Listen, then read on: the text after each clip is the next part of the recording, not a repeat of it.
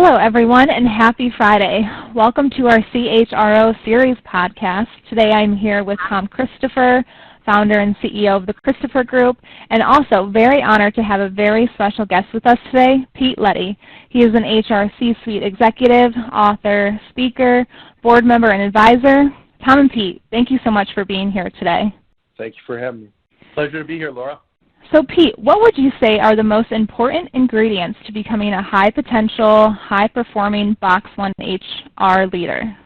You know, when I think of potential, I'm assessing whether an individual is exhibiting behaviors that are indicative of operating at a higher level than where that individual is positioned in the organization today. Can they contribute? Are they exhibiting those behaviors that show me that they, with confidence, can certainly operate at a significantly higher level than where they're at today? For example, if an HR professional is an individual contributor today and they've exhibited behaviors of what I would see in people leaders, and they've exhibited those behaviors in task force roles, project management roles, whatever, then I can conclude with confidence that they can operate at a higher level just as a people leader and just on that competency. And you can use this model, okay, for many other competencies. And that is what potential is. And be it high potential, very high potential, whatever it is, you can assess somebody and look at them and say, you know what, they've got potential to be a C-suite executive or to be a senior executive, or they don't, right? Whereas performance, I simply look at kind of the what and the how. And the what is simply, are they executing against the goals and objectives of the job they're doing today? You know, and the other dynamic of performance is how. And, you know, some people take this one lightly or they don't consider it at all, but how they execute against the goals and objectives of the job. Are they a bulldozer where they're solely focused on delivering results and don't really care about how they get results? That's a problem. Or are they someone who can effectively work with others while delivering results? And so that's performance as compared to potential. Now, when it comes to looking at high potential, high performing HR people, here's what I look for.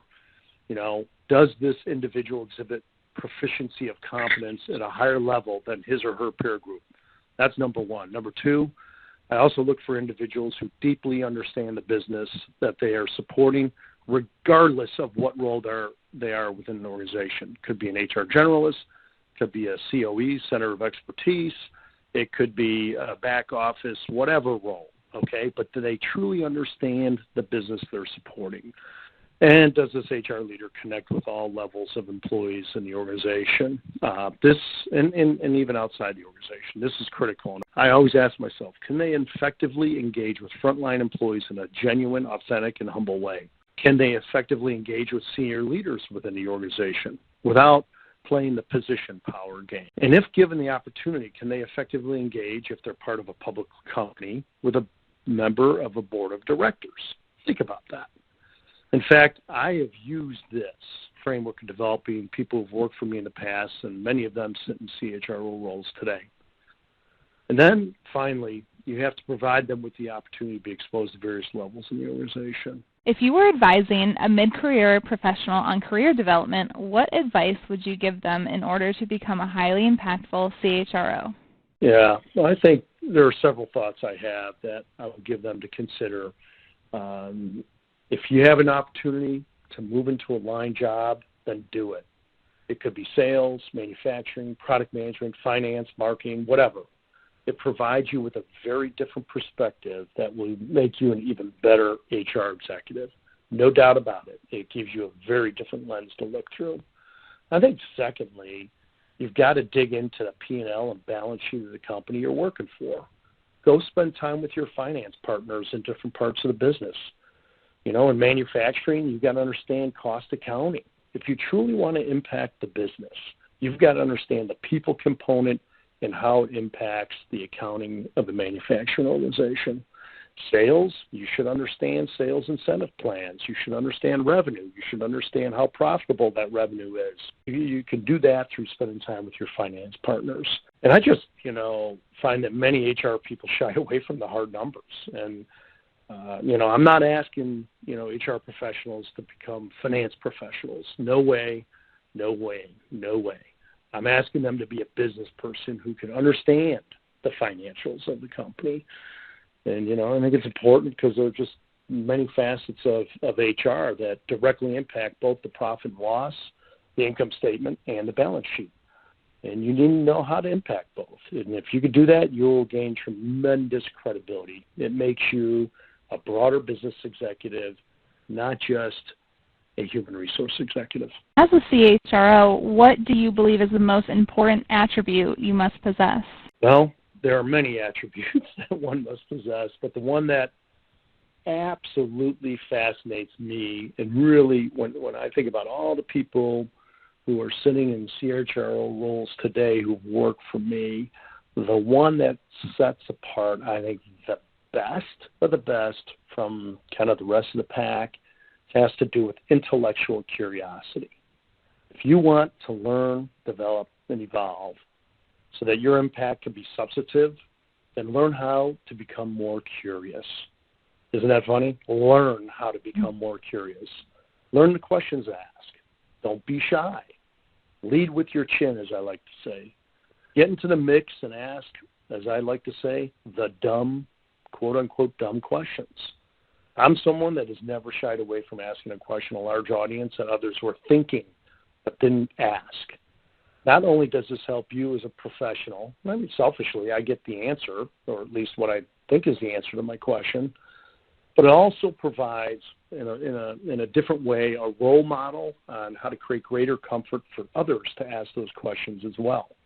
So intellectual curiosity is it for me. If you don't have a thirst for learning, growing, and developing, I think you're going to stagnate. And I think in the world we live in today, the global scope, the complexities, economic, socially, you think about labor relations, you think about personnel, you think about generational differences.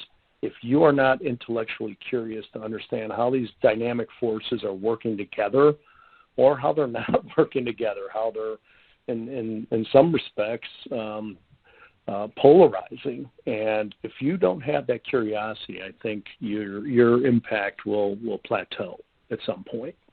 Mm-hmm. Any other advice you would like to provide to up-and-coming HR professionals? A lot of the folks I talk to who've been in my organizations or who still reach out to me, and many of them do, is take the time and be introspective. Why are you attracted to the function of human resources? What is it about the function that turns you on? What is it about the function that turns you off? And by the way, there is no right or wrong answer here. Okay, because what's truly important is the business environment you're operating in. And if a business wants and needs true HR business partners, then you better be, as an HR professional, motivated by connecting the dots between human resources tools, systems, and processes with how value is created in that business. And I'm talking about value creation, not a touchy-feely concept, but market value, capitalization and value of the company. If you're part of a business and wants function to play more administrative and backseat role, and if that's something that you like, hey, go for it. It's not necessarily my cup of tea, but it's something that, many organizations don't want HR to play a critical role. And quite frankly, and if that's never going to change, and you're somebody who wants to truly be a world-class HR person, I would probably find another work environment to be a part of. I just think world-class HR people know how to impact the business while also creating a high-performance culture. And that is sustainable over time. If you don't have a high-performance culture and your impact may be quite episodic and cross-sectional in nature, and it's just not sustainable. So I would tell people, listen, be introspective. Understand why you're going into the function. Is it so that you could, take care of quote-unquote people, or is it to help create value in an enterprise by effectively managing the human capital needs in the company? Well, thank you again, Pete, for being here today. We really appreciate it. You bet. Thank you. Stay safe and be healthy.